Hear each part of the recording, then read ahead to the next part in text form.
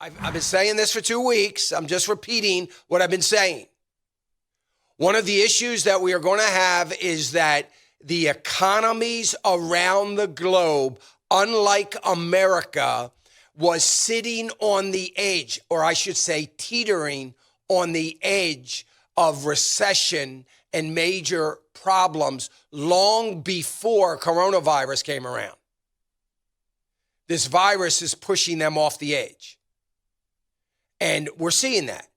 A global economy, just like a slowdown in supply chains have to come home here to America. It just has to. It's the way it is. We're all interconnected. Just like this oil industry is interconnected. So, are there things that can be done to try to minimize the risk to our markets and our economy? Yes. Here's the problem. Listen, here's the problem. The only thing that we can do to get ahead of this is fiscal policy, fiscal stimulus coming out of Washington and the Federal Reserve. The Federal Reserve does not need to cut interest rates. It will do nothing. It will only make things worse. So they could cut another 50 basis points. Trust me on this. I was right about this last cut. I'll be right again about this one.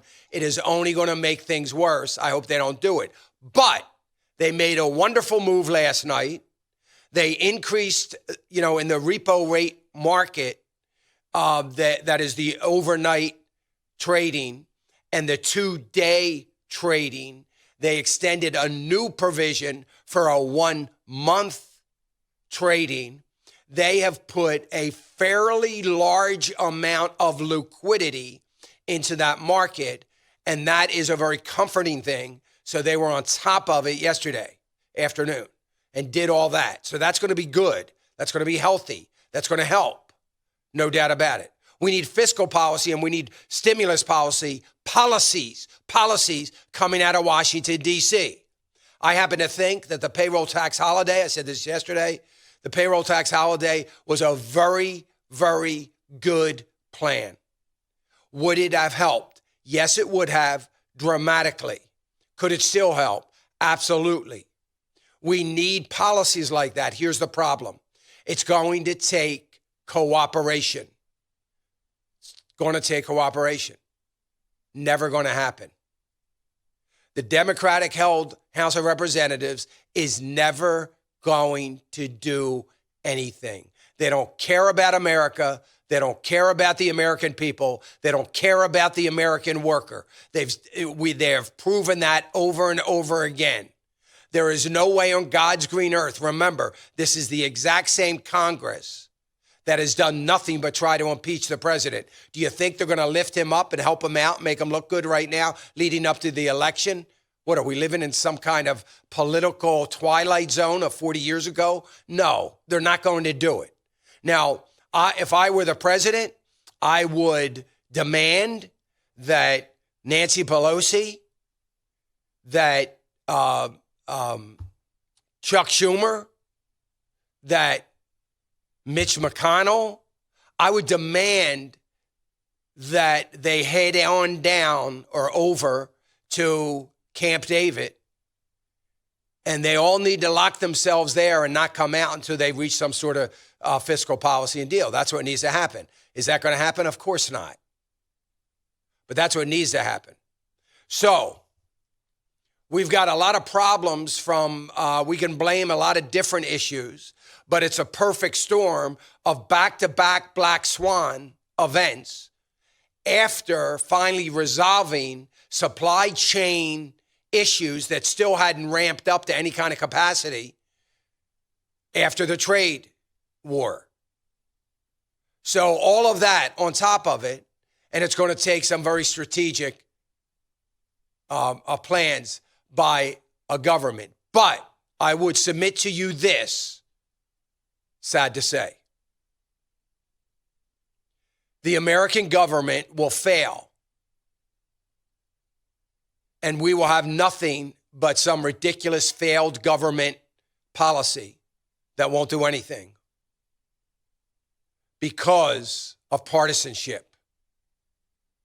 Not for any other reason, but partisanship. That's what we're going to have. That's what it's going to take. So, we need to be vigilant, and we need to be writing our representatives, whether they're Democrats or Republicans, and tell them, get something done. Now, let's say they don't do anything.